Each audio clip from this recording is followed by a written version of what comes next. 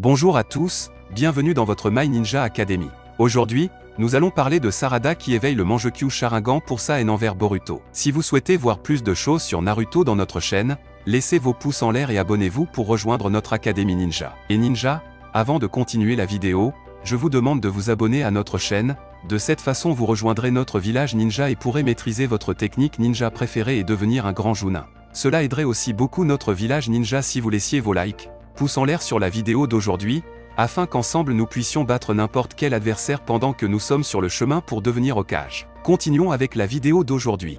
Les spoilers du chapitre 79 de Boruto ont été divulgués le mercredi 15 mars, et les fans ont été surpris par l'intensité et les rebondissements de l'histoire. Le chapitre officiel est sorti la même semaine, le dimanche, mais dès le début, les gens ont commenté les fuites. Alors que les fans partagent leurs pensées et leurs théories sur internet, une question revient sans cesse. Pourquoi les pouvoirs d'Eda n'ont-ils pas affecté Sarada? Plusieurs raisons peuvent expliquer l'immunité de Sarada face au grand pouvoir d'Eda. Il pourrait s'agir d'une combinaison de facteurs, y compris la lignée Uchiha et les sentiments de Sarada à l'égard de Boruto. De plus, de nombreux commentaires ont été faits sur l'avenir du personnage maintenant que Kawaki et Boruto ont échangé leur place. Deviendra-t-elle une renégate? Ou bien aurons-nous droit à un rebondissement encore plus important en plus de cette question? Parlons de l'avenir d'Uchiha Sarada dans la vidéo d'aujourd'hui. Créé par Amado, Eda est un cyborg capable de rendre amoureux quiconque la voit, quel que soit son sexe ou son orientation sexuelle. De plus, selon les scans bruts du chapitre 79 de Boruto, Eda a utilisé plus de pouvoirs que d'habitude, ce qui a réécrit l'histoire de Kawaki et de Boruto,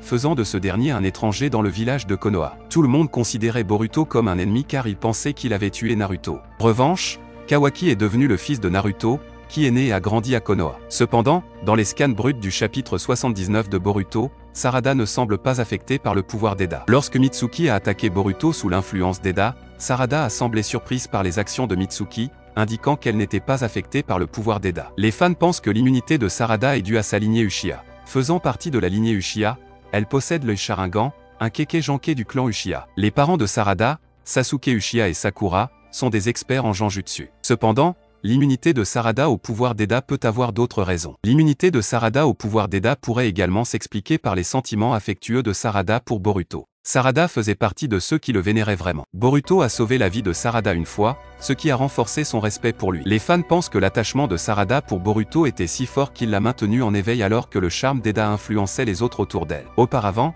lorsqu'Eda est arrivée à Konoha, elle était accompagnée de Sarada et de Sumire. Étonnamment, elles n'ont pas été influencées par le charme d'Eda. Cela pourrait être dû au sentiment sincère qu'elle éprouve pour Boruto. Cela pourrait expliquer pourquoi Sarada est immunisée contre le pouvoir d'Eda et n'est pas influencée par sa réécriture de la réalité. Les fans spéculent également sur le fait que Sarada pourrait quitter le village de Konoha avec Boruto, puisqu'il est désormais considéré. Bien que l'on ne sache pas encore ce qui se passera dans les prochains chapitres, les fans espèrent que l'histoire de Boruto et de Sarada se développera davantage. Quelle que soit la raison de l'immunité de Sarada contre le pouvoir d'Eda dans le chapitre 79 de Boruto, les fans espèrent que Sarada restera inchangée. En effet, dans le scénario actuel, Sarada est peut-être la seule à pouvoir reconnaître qui est Boruto. Ce dernier est presque en train de devenir un ninja rebelle. Cependant, parmi tous les événements inattendus, l'immunité de Sarada au pouvoir d'Eda est devenue un sujet de discussion brûlant parmi les fans. Les fans font de leur mieux pour théoriser l'immunité de Sarada contre l'influence d'Eda. Cependant, on ne sait toujours pas si elle sera immunisée ou non. D'après le chapitre et la description de Momoshiki,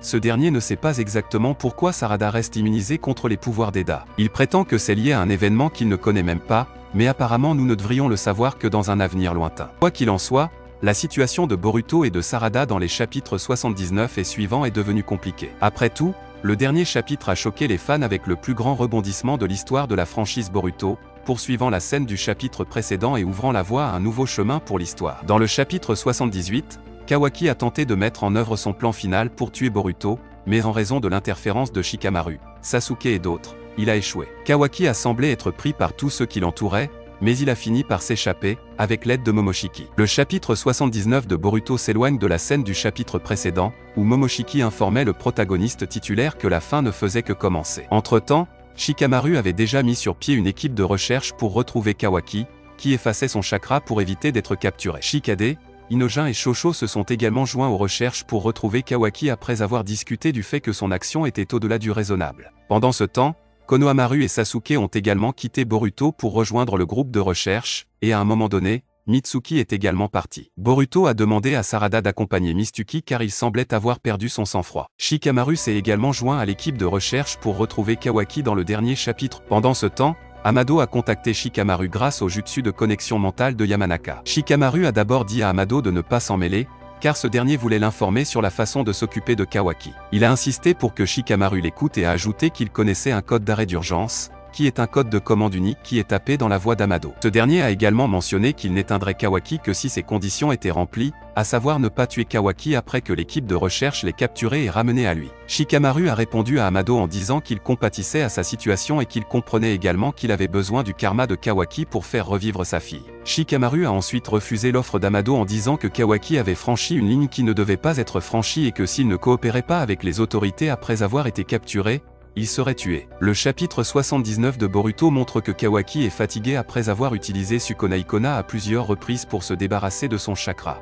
Pendant ce temps, Eda l'a trouvé en train d'utiliser son Sanrigan. Elle s'approcha de Kawaki et lui assura qu'elle était de son côté, tout en mentionnant que tant qu'elle serait à ses côtés, personne ne pourrait blesser Kawaki. Ce dernier déclara alors qu'il ne se souciait pas de lui-même, ajoutant que tout ce qui comptait était Naruto et le village que l'Hokage aimait et protégeait. Kawaki a également mentionné qu'il ne pouvait pas quitter Boruto, car il y a une grande chance que Momoshiki se libère et cause du grabuge. Il s'est ensuite approché d'Eda et a déclaré qu'il serait facile pour lui de tuer Boruto s'il n'était pas le fils de Naruto et son frère. Si Boruto n'était qu'un étranger, personne n'empêcherait Kawaki de le tuer. C'est à ce moment, dans le chapitre 79 de Boruto, que les choses prirent un tournant majeur. Eda commença à émettre une aura en embrassant le visage de Kawaki, puis elle libéra un pouvoir divin qui semblait clignoter dans le monde entier. Avec ce pouvoir, Eda réécrivit l'histoire et changea la vie de Boruto et de Kawaki. En conséquence, l'esprit de chacun semblait être manipulé. Au lieu de chercher Kawaki, tout le monde s'est mis à chercher Boruto à capturer. Mitsuki, qui considérait Boruto comme son soleil, commença à l'attaquer, le considérant comme une menace. L'histoire ayant été réécrite par le pouvoir d'Eda, Kawaki devint le fils de Naruto, qui naquit et grandit à Konoha. En revanche, Boruto est devenu un étranger qui a tué Naruto. Pendant ce temps, Boruto semblait confus de ce qui se passait. Plus tard, Momoshiki mentionna que c'était l'œuvre d'Eda et que c'était le véritable pouvoir de charme d'Eda, qui était un shinjutsu appelé Omnipotence, que seul le dieu Otsutsuki pouvait utiliser. Momoshiki ajoute dans le chapitre 79 de Boruto qu'il s'agit d'un pouvoir qu'Eda ne peut pas contrôler et qu'elle l'a utilisé inconsciemment après qu'il soit venu du désir de Kawaki, ce qui signifie que tout ce qui s'est passé était le désir de Kawaki. Cependant, ce dernier semble comprendre la situation et accepte le plan. Il demanda à Eda d'informer Shikamaru que Naruto n'était plus en vie et que Boruto était celui qui l'avait tué. Dans le chapitre 79 de Boruto, après qu'Eda ait utilisé son pouvoir omnipotent, tout le monde semble manipulé sauf Boruto, Kawaki, Eda et Sarada. Lorsque tout le monde s'est mis à chercher Boruto, Sarada a été surprise et a pensé que quelque chose était arrivé à Boruto. C'est pourquoi elle est retournée auprès de Boruto avec Mitsuki. Cependant, lorsque Mitsuki est passé en mode sage et a commencé à attaquer Boruto, Sarada a été choquée et a essayé de le calmer en lui demandant pourquoi il attaquait Boruto. Plus tard, Momoshiki a également confirmé que Sarada Uchiha était immunisé contre le pouvoir de l'omnipotence, ajoutant que ceux qui étaient immunisés souffraient davantage de l'omnipotence. Le chapitre 79 de Boruto pourrait bien être le plus grand rebondissement dans l'histoire que les fans de Boruto aient jamais connu. Plusieurs d'entre eux ont déjà secoué Internet avec leurs réactions lorsque des rebondissements ont changé le cours de l'histoire. La façon dont Kawaki s'est allié à Eda pour tuer Boruto reste un mystère à venir dans le prochain chapitre. La qualité du travail de Masashi Kishimoto et Mikio Ikemoto dans le chapitre 79 de Boruto est digne d'éloge. Avec l'introduction du véritable pouvoir d'Eda et la tournure inattendue des événements, les fans sont impatients de découvrir le prochain chapitre. La progression de l'histoire et l'art continue de captiver le public, le laissant impatient de voir comment Boruto, Kawaki et les autres vont faire face aux défis qui les attendent. Alors que le destin de Boruto est de devenir un renégat persécuté non seulement par Konoha, mais peut-être aussi par les autres nations, beaucoup se demandent quelle serait la position des personnes qui n'ont pas été affectées, comme Sarada. Certains pensent qu'elle pourrait l'accompagner pour l'aider, mais d'autres s'attendent à ce qu'elle reste à Konoha et l'aide en tant qu'espionne. Il est tout à fait possible que nous assistions au deuxième scénario, Sarada restant à Konoha. Cependant, elle essaierait certainement d'aider Boruto et lui proposerait même de l'aider, peut-être dans une scène similaire à celle de Sakura dans le classique demandant de partir avec Sasuke loin du village. Cependant,